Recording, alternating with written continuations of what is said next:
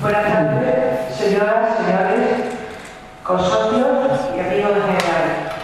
En nombre de la Junta Directiva y mi coloquio, le vengo a dar la bienvenida a esta reunión que esta tenemos, que es nada más y nada menos que la presentación de un libro interesante, curioso y digno de ser leído y meditado, que ha escrito el señor Nacho. Y ahora, voy a dar la palabra en primer lugar a la señora que representa a la editorial. Alicia. Y luego ella le dará la voz y la ley conjuntamente al señor Lanzo y al señor Calero, que es el director de la Biblioteca Cultural. El señor Lanzo es el autor del libro y entre los dos van a hacer un diálogo para hablar del libro. Y que yo me voy de aquí a decir, lo subiré para decir. Gracias.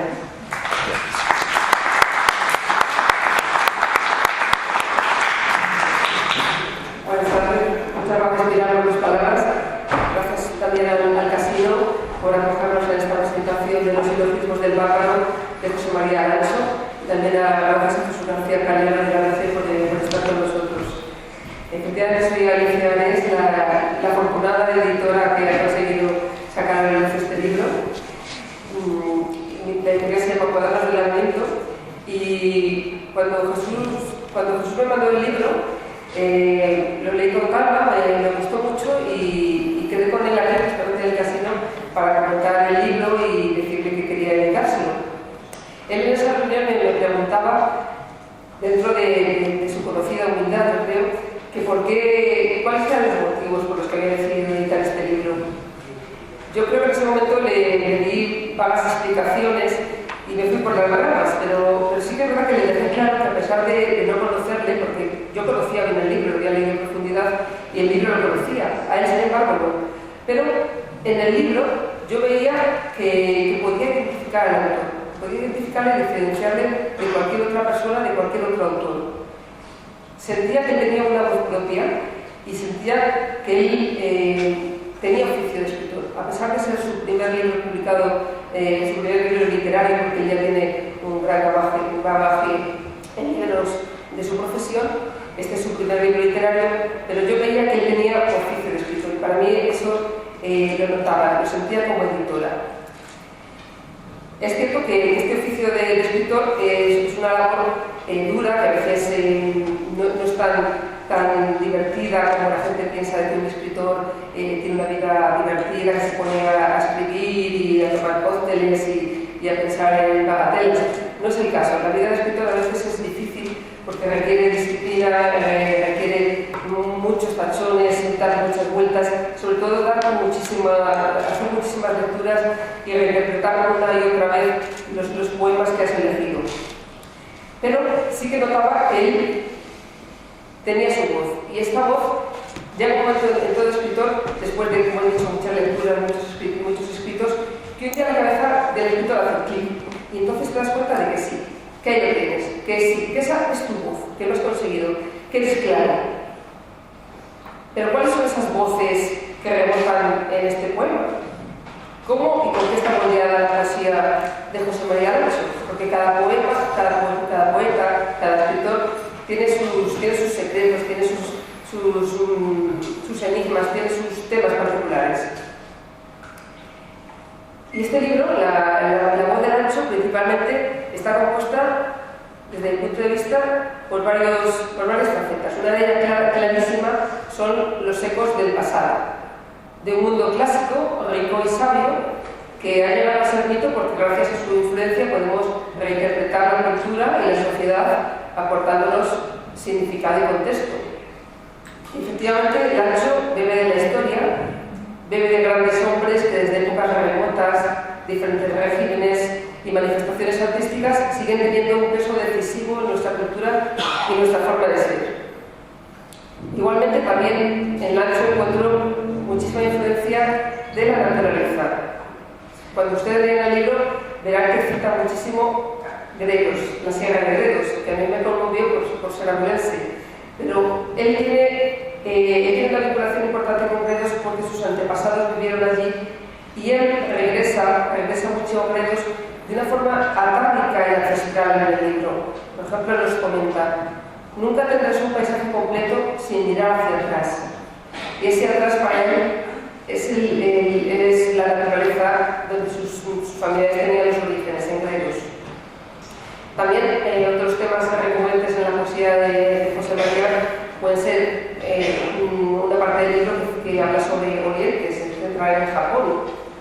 Y, como no, el amor, que, como bien es sabido, dar amor yo creo que es una de las cosas más educativas que existen. Y él lo refleja en su poesía diciéndonos: imitando sin saberlo el amor inconstante, aprendido de los dioses.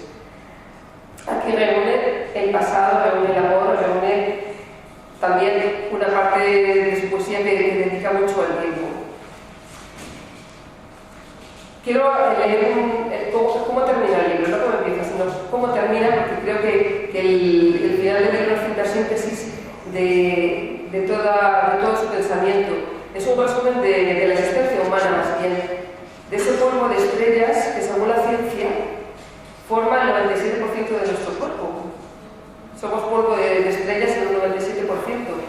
O bien, estando entre gente aficionada a la lectura, podríamos decir que somos un 97% de poesía. Lancho dice: grité a través de toda la literatura futura y tal vez pasada, y en este grito loco y furioso puse la obra toda de mi vida, pero ella no se volvió. Vemos aquí que encontramos ya por fin la última aportación de los temas de Lancho, que yo creo que es el tiempo, ese gran maestro que, sin excepción, devora siempre a sus discípulos. Y es que el tiempo, como bien sabemos los que amamos, es eterno en la poesía. Y Lancho nos lo manifiesta diciendo: mi canción es la hora, mi canción calla y deja oír. Todas mis palabras son halcones mortales de otras palabras, hacen el hueco necesario del no creado. Y así son los períodos de José María Lancho, que nos propone una hechura de la trascendencia. Pero siempre, yo creo que esto, siempre lo destaqué en su poesía, yo creo que siempre tiene una mirada piadosa, benigna y muy compasiva del ser humano, porque él es conocedor de que no se puede juzgar al prójimo cuando uno mismo no se ha puesto en su lugar. Y en la poesía de José María encontramos una suerte de filosofía, un muestrario de reflexiones que exploran facetas de muy distinto cariz, bibliográfico, textual, retórico, pero que todas ellas contribuyen a situarnos en un territorio de cierta melancolía por lo oído, por el ayer. Como bien nos decía Schiller, solo lo que no ha ocurrido no envejece. Y es seguro, ya termino, que la poesía de Lancho, que sí existe, no envejecerá y la historia conservará sus versos. Esa delicada belleza y cruda desgarradora belleza que muchas veces, en este caso, son simultáneas. Muchas gracias.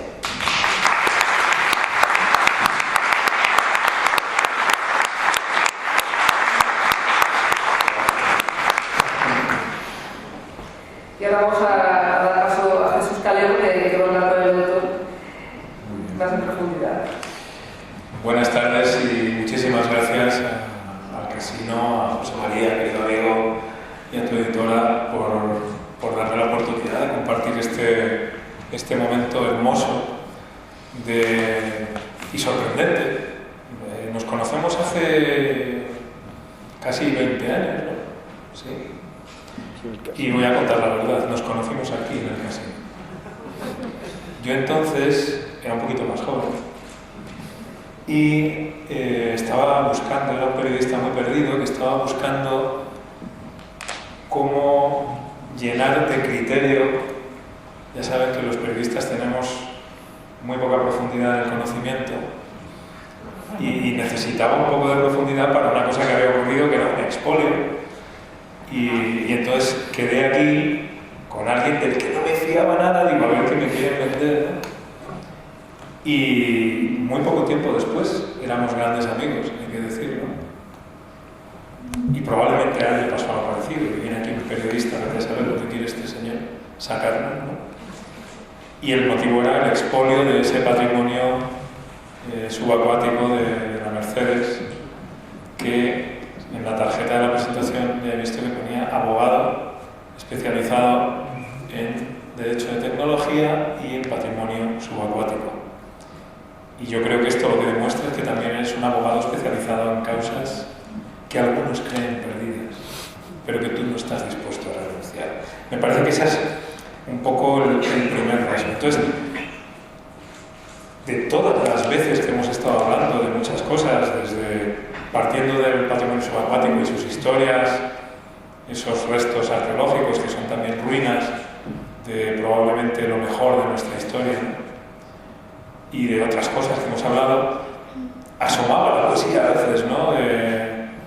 Asomaba de manera tímida, sabiendo que estaba ahí, y claro, de repente ver que has recopilado todos estos maravillosos poemas, ¿no? 20 años después, a mí me ha supuesto una enorme y maravillosa sorpresa. Primero porque he visto ratificadas algunas de mis intuiciones, otras un poco solimentadas, y es algo que te agradezco, porque cuando convives con una persona y convives de una manera profunda como hace el cariño y hace la amistad, tú te haces ideas de las personas, ¿no? Y claro, los poemas son esos hilos de verdad que se desprenden de todo lo que somos, ¿no? Y probablemente lo que más me ha gustado ha sido descubrir cosas que yo pensaba de otra manera y que he visto reflejadas sorprendentemente de un modo diferente, ¿no? De tal manera que he podido volver a conocerte o reconocerte en ese amigo que tanto me ha acompañado a lo largo de 2 décadas y el que no paro de descubrir y no para de sorprender, porque tiene continentes sumergidos que de repente aparecen, ¿no? Y me gusta mucho la edición, además, os felicito a los dos porque es bella, es muy expresiva del mundo interior, aparte ya de lo limpia que es, de tipografía, de diseño. Esta imagen que has puesto aquí de los restos de un buque de piedra, ¿no? Lo cual es una enorme paradoja monumental y al mismo tiempo frágil, porque se nota que son unas ruinas, ¿no? Y leyendo el libro, desde luego, y nos ha adelantado perfectamente y no quiero repetir mucho, pero lo primero que salta desde el título es ese afán de ponerse en los zapatos de otro, ¿no? Si hay algo que simboliza la civilización y como civilización el arquetipo que nosotros tenemos es el de una ciudad-estado, una ciudad griega o la Roma, ¿no? Que a un abogado siempre le tiene que latir cerca, ¿no? Por el derecho. Si hay algo que lo representa es el silogismo, que es, digamos, que el racimo del que pende de los frutos de la filosofía, ¿no? La herramienta elemental del pensamiento, la fórmula matemática que permite conocer. Pero cuando metes a los bárbaros, hoi barbaroi, y les concedes esa mirada desde el silogismo, estás aprendiendo a transferir la comprensión de que en el otro, en lo otro, hay cosas que debemos conocer. Hay maneras de razonar que tal vez nos son exóticas, extrañas, difíciles, ásperas. Pero todo lo que has escrito aquí es, digamos, un canto a ese ejercicio de escucha, de atenta escucha y de apertura de mente y de corazón. Lo decías también muy bien, el amor es lo que preside todo. Es el amor por las cosas, el amor por las personas, por la familia, por los seres queridos, pero por las ideas, por las ruinas, por los mundos que se fueron, por el pasado, por el tiempo, por la vida. Todo eso está perfectamente imbricado. Y has hecho 3 itinerarios que también te definen, amigo. El primero es la utopía. Decía que eras un abogado de causas que otros creen perdidas. Tú sabes que no lo son y estás dispuesto a dar esa batalla siempre y sin agotamiento, sin rendirte, ¿no? A otro lo has llamado Katai y ya sabemos desde hace mucho que te interesa mucho el Oriente entendido de manera delicada, pero también con ese elemento de lo otro, de lo extraño, de lo que es exótico, de lo que está ahí para que podamos aprender. El Oriente para ti está en un haiku, está en la ceremonia del té, está en un gesto civilizatorio frente a náufragos, está en poner allí los pies y mirar las estrellas desde allí mismo, ¿no? Reflejados en la misma taza del té, ver esa unidad del universo en una cosa tan delicada, ¿no? Hemos hablado muchas veces de la ceremonia y de lo que para ti importa todo eso. Y el tercer itinerario es la ruina. La ruina es esa memoria que se resiste, ¿no? A mí me recuerda mucho a esa mirada que otros poetas han tenido siempre, ¿no?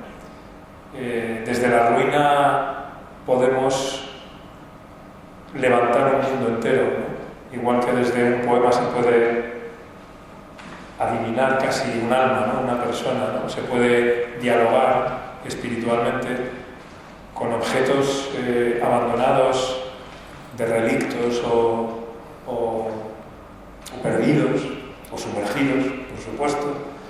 Tú puedes establecer las bases para reinventar un universo, una manera de estar en el mundo con la que tú quieres dialogar. Por supuesto es el pasado, es el camino que acaba en nuestros pies, desde el cual tú lo que quieres es continuar, ¿no? Es decir, que no lo abandonas, que estás siempre en eso. Pero para ir acabando, que no quiero alargarme y ya que hables y que podamos leer algunos poemas, digamos que todo tu acercamiento a través del lenguaje para mí transparenta una fe que no tiene desmayo, que no tiene límite, que no se apaga nunca en el lenguaje y en lo que supone el lenguaje. Que un abogado tenga esa fe en las palabras, una fe que no está atada ni anudada a su nivel utilitario, ¿no? No es por lo que las palabras sirven para persuadir, aunque lo conoces perfectamente, y algo de eso también está ahí, ¿no? Porque sabes persuadirnos, pero no lo utilizas para persuadirnos de una causa, ¿no? Sino para persuadirnos de que esa fe en las palabras tiene un sentido. Todo tu libro es la búsqueda del sentido que se transparenta a través de la fe en que con las palabras tú puedes reflejar, puedes resumir, puedes compartir y tal vez modificar algo del mundo. Y por eso es tan hermoso el libro que has parido. Y a mí me gustaría, porque claro, como vengo con la deformación del oficio, lo primero que me gustaría es preguntarte: ¿cuándo recuerdas que nació, uno, la idea de hacer este libro y, con un prólogo, la pasión de la poesía, no entendida como un hobby, sino como una profesión? Porque aquí lo que hay es un auto de fe, un acto de fe, ¿no? ¿Cuándo nació eso? ¿Cuál es tu primer recuerdo de José María Lancho delante de un papel, escribiéndole tal vez a una novia o recordando algún momento estelar? Dos preliminares. El primero, expresar gratitud porque se hayan reunido tantos amigos en un momento tan complicado también. Son las 7 de la tarde, ya un poco más, y os he sacado de las trincheras a muchos de vosotros que tenéis responsabilidades que hacen, que impiden que precisamente los bárbaros avancen al centro de Roma, ¿no? Y otras precisiones más. Bueno, 90% de polvo de estrellas, no sé, pero polvo de biblioteca yo me temo que sí pueden ser demasiados, ¿no? Creo que el libro recoge una ambición para la palabra de compañera de la acción, de compañera del viaje, de compañera de la pelea, y esa es un poco una ambición quizá un poco proscrita para la poesía, que es en realidad un género pues que se ha encogido, es muy minoritario y bueno, pues de alguna manera vuelvo a expresar con toda humildad que os agradezco mucho que hoy lo compartáis conmigo y desde luego de tanto amigo y tanta amistad a la hora de valorar con tanto cariño estas páginas, ¿no? Y bueno, pues el libro efectivamente puede que recoge aventuras que hemos compartido también, caminos que hemos aspirado al polvo juntos, pero yo creo que lo que dice lo quiere decir ahora, o sea, no son la expresión de un elemento final o remoto, ni siquiera las ruinas yo creo que nos delatan fatalmente porque nos reflejan y lo que encontramos en ellas a veces pues son pistas inquietantes del porvenir. Pueden ser inspiradoras, a eso me refiero, que busco otra opción. A veces también exigimos mucho de la palabra, exigimos mucho del lenguaje, redimirnos o escapar, es una forma incluso a veces, yo creo que es más propia de entrar en el mundo, ¿no? Y esa es otra de las ambiciones que tenía este libro. Y efectivamente, cuando nos conocimos, ninguno nos fiábamos el uno del otro. Pero es lógico que una relación entre abogado y periodista, ¿no? Otra cosa sería esta. Y bueno, pues me gustaría un poco por desmarcar el prejuicio de un mero libro de escapismo de autor, ¿no? Quizá leeros un par de cosas y si queréis, no vamos a usar mucho tampoco del tiempo de nadie, pues o sea, hay que preguntar y si no, pues cerramos. Pero os leo primero, son relatos y son poemas. En el primer itinerario que tú dices, Utopía, comienzo con un relato. En el reino de Icario eligen a los reyes de entre los mendigos. Para garantizar que esa magistratura no se corrompa en la corte, los icariontes tienen una regla. El rey no llega a conocer jamás que es el monarca, con lo que evitan el capricho autocrático de los déspotas. Discretamente los ministros, con diversos pretextos, consultan al rey mendigo y obtienen su impresión sobre las cuestiones y negocios de Estado que urgen al reino. El mendigo nunca sabrá de su condición de rey, único secreto y único límite de su poder absoluto. Entonces, hay muchas reflexiones en forma de prosa, es decir, que es poética, puedes. El siguiente itinerario, que efectivamente hace referencia a esa visita a Japón, ¿no? que un poco fue una experiencia muy potente, porque me invitaron a una universidad japonesa, a de Sofía, en Tokio, a hablar sobre un episodio muy poco conocido de nuestra historia hispana, ¿no? Y es esa primer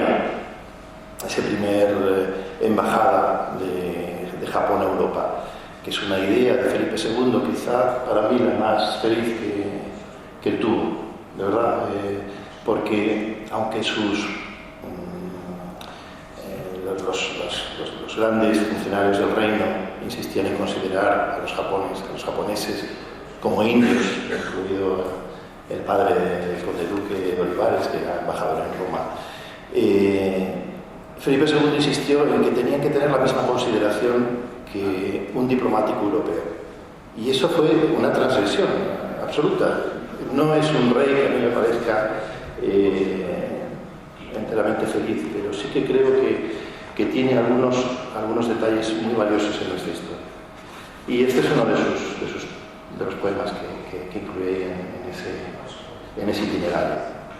Ese pájaro que ahora existe también aquí y cuyo vuelo al mismo tiempo sigue y queda interrumpido en este mismo verso. Hay una presencia importante de gredos, efectivamente, en torno a las ruinas. Me permito leeros uno más. Furiosa se extingue la lluvia de la tarde, como herida rubia vuelven los fuegos primitivos a encenderse y a dar voz a los no vivos. Como una excavación hacia los muertos, rescato de la arcilla y de su hambre fósil de entre lo del prohibido enjambre de los idos, los olvidados puertos, donde lleva la transparente duda a dioses, a máquinas y a hombres.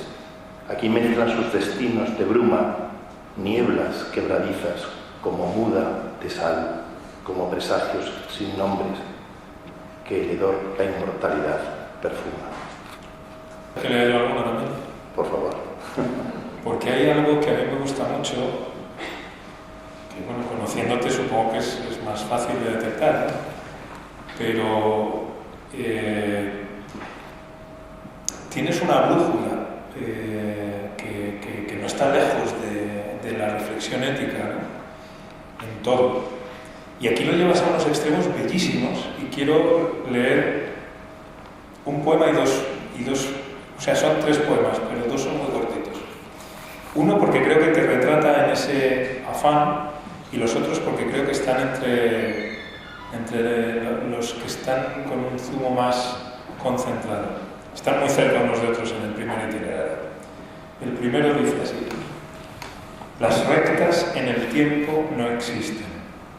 Todos aquellos caminos abandonados, las opciones desiertas, las muertes y las vidas que no escogimos por esta que nos toca, no se deben otra simetría que la de una rama a otra rama. Un solitario anda con todos los solitarios de la tierra, de cualquier tiempo, de cualquier geografía, sin compartir dirección.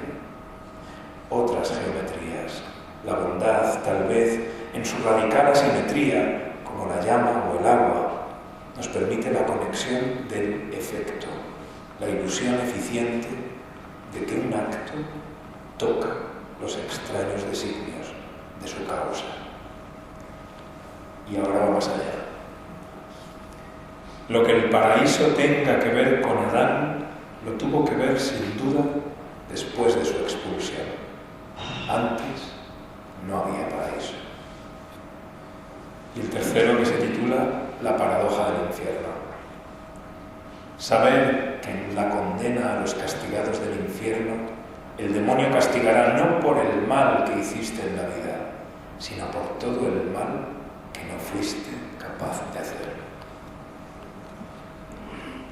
Me gusta mucho ese asomarte a paradojas que hablan con un lenguaje de mitología, hablan con un lenguaje sagrado, sacral del mundo, ¿no? Y conectan con una literatura que es asombrosamente moral y reflexiva, como pueda ser la de Milton o otras similares, ¿no? Y me gustaría un poco saber por qué te gusta siempre mantener esa posición tan difícil, ¿no? Del hombre que reflexiona sobre el peso de los actos. Eso es el abogado también, que sabe que todo juicio tiene una condena, o al menos un fallo, o es algo. Tú has conocido también derrotas muy dolorosas, ¿no? Y muchas veces recoges un arma que sabe que no va, que el extremo suyo no es una victoria, ¿no? pero sería reconocer que este cuarto de hora que estamos aquí, ¿no? que compartimos en nuestro recorrido vital, pues que no estuvimos. Hay también una paradoja que la expresé, ¿no? y me encontré cuando tú estabas incidiendo en eso, y a lo mejor la encontráis valiosa, ¿no? Valiosa en el sentido de que podemos compartirla, ¿no? Y solo en el agua se refleja ese otro mundo que existe ondulante.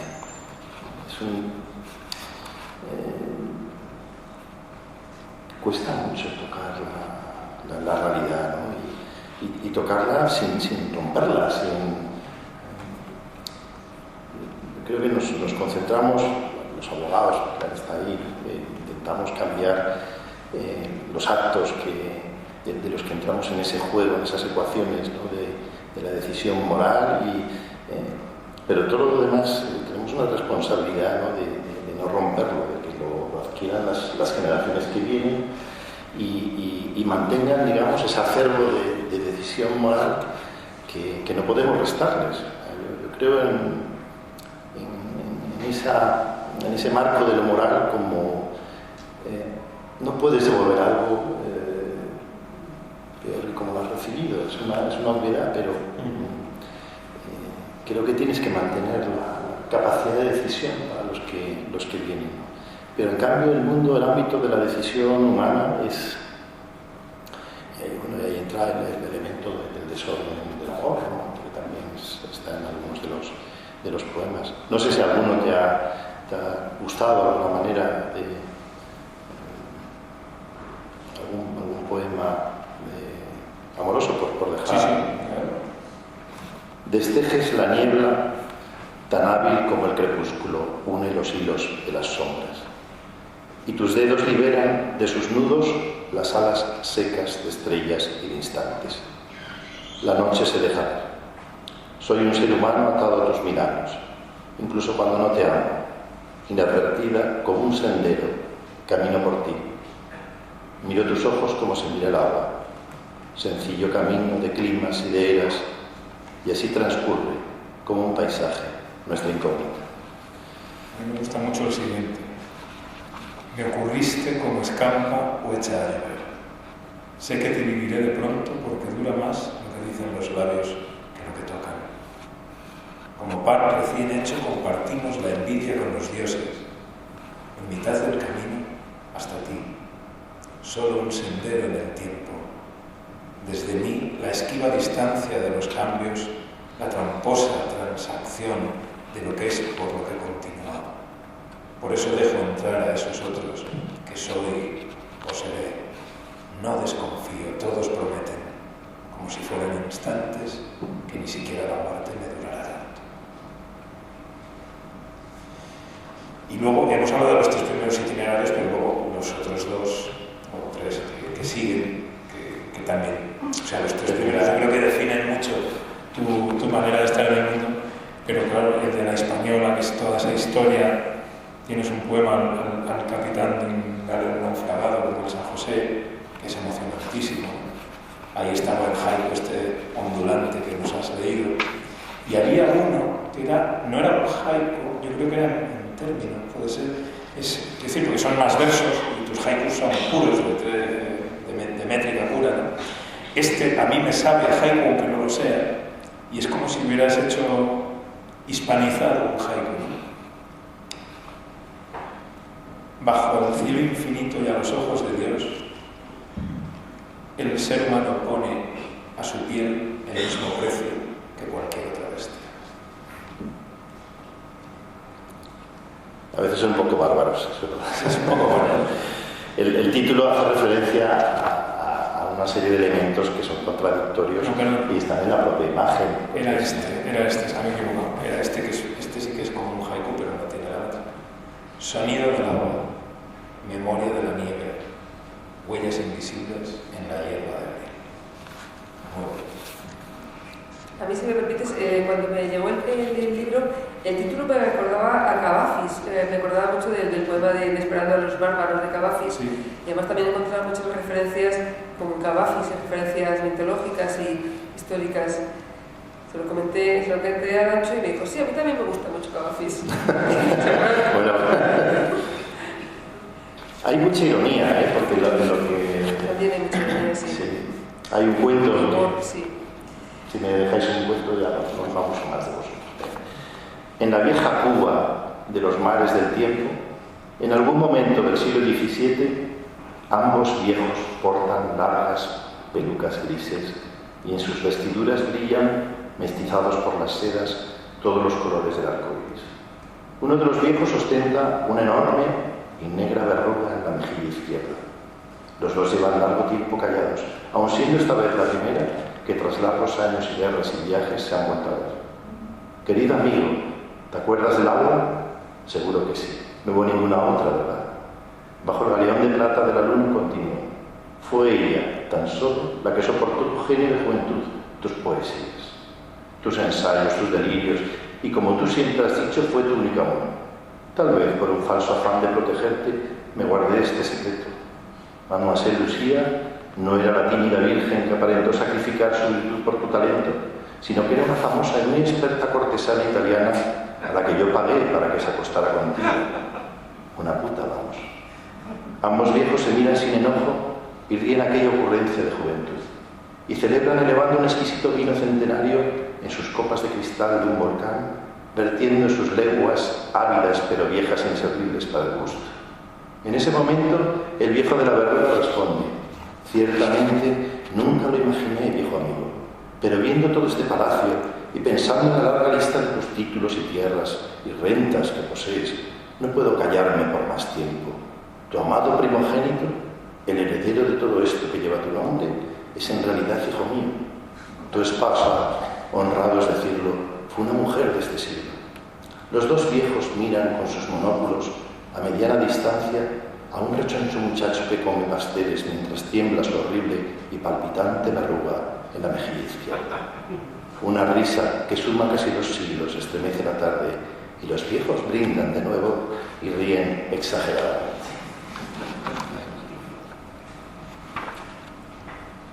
Un esperpento 18. Bueno, del 17, pero sí, y bueno, pues vamos a dejar si alguien quiere decir algo. Eso es alguna pregunta, ¿no? El autórico, perdón, explicación del título, pero no lo ha terminado. Ah, que has empezado a explicar el título, pero luego lo has acabado. ¿De dónde viene? El título, como bien se aprecia en la propia carátula, es una contradicción buscada. Efectivamente, aparece un barco de piedra vieja, cubierta de hiedras, y flota. Esa fragilidad que decía Jesús, contradictoria claramente, pues es un poco la síntesis de muchos de los elementos expresivos y en definitiva el bárbaro es la consecuencia del silogismo de todos estos itinerarios que hay aquí. Los españoles y los portugueses cuando llegaron a Japón resultaron fascinantes para esa sociedad.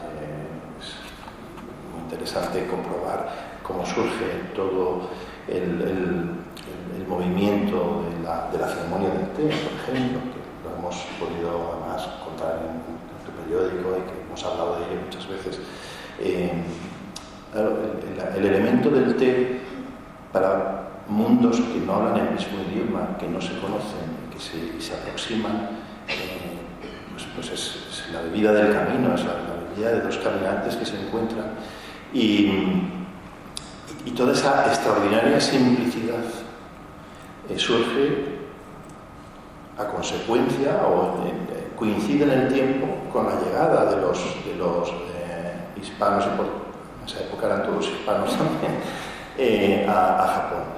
Y de hecho los principales maestros de té eran cristianos, y una cristiandad que se vuelve secreta y que tiene un final extraordinariamente trágico y que es una verdadera curiosidad para el que le interese la historia y todo este fenómeno del té y del encuentro de civilizaciones diferentes.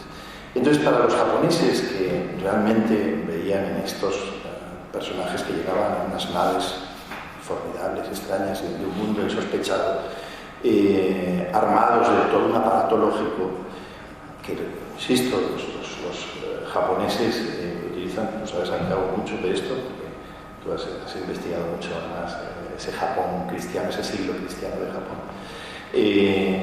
Nos llaman Namban. Namban significa bárbaros del sur.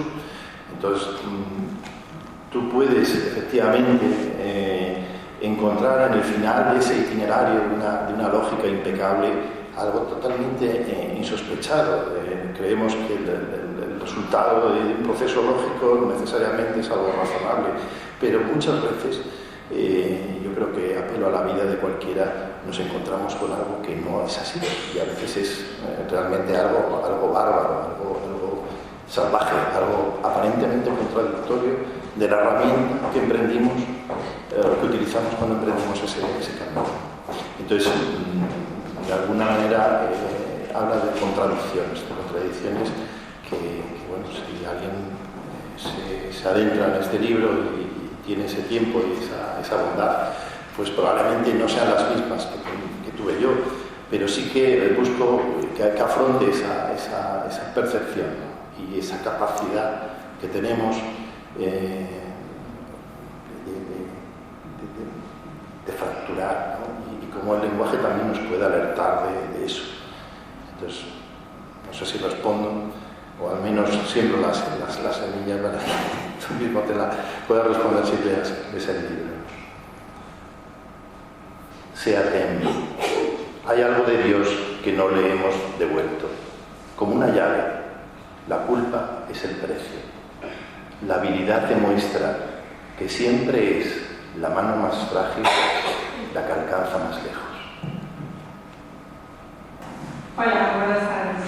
Yo quería preguntarte, obviamente hay una inspiración a través de todos tus viajes, y yo intuyo que los sinónimos del valor son como un camino hacia otro viaje. Entonces, me gustaría preguntarte qué influencias hay en el libro. ¿De dónde emana todo lo que tú estás plasmando? ¿Es literario? ¿Son vivencias? ¿Son recuerdos? Bueno, ahí hay un mestizaje que no puedes esquivar, ¿no? Yo creo que no soy especialmente viajero, y cuando he viajado lo he evitado que sea por turismo, siempre con un pretexto y con la pereza de alguien que realmente vive con un eje gravitatorio de amistades, de bibliotecas, de libros.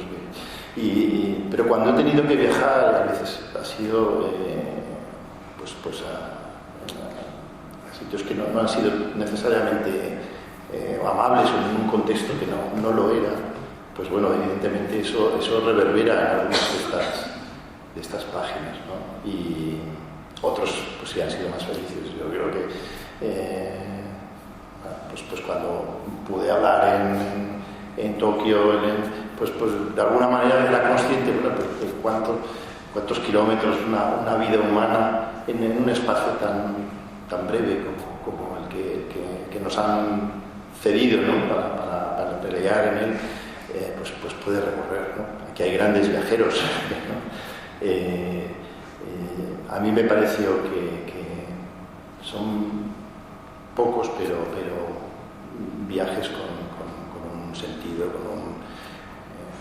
parte de un destino más que de una... Lo digo con humildad, o sea, esto se agotará en cualquier momento, pero sí que esos viajes, no numerosos, pero sí intensos, pues explican muchas de estas páginas, sí, efectivamente.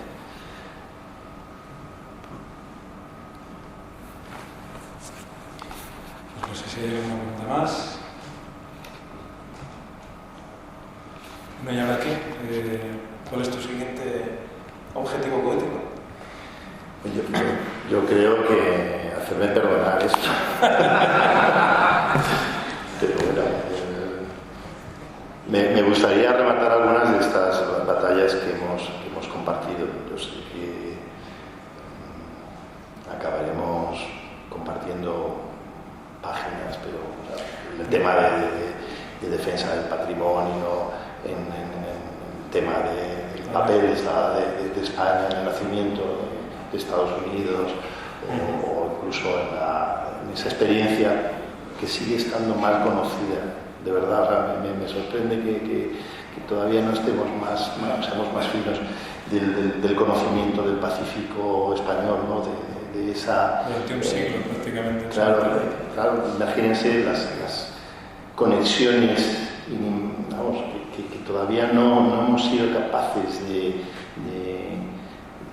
incorporar a nuestro propio conocimiento, ¿no? Y en algunas de tus páginas pues se ha podido hacer eco. O sea, la primera epidemia que llega de China a América es un impacto brutal. Estaba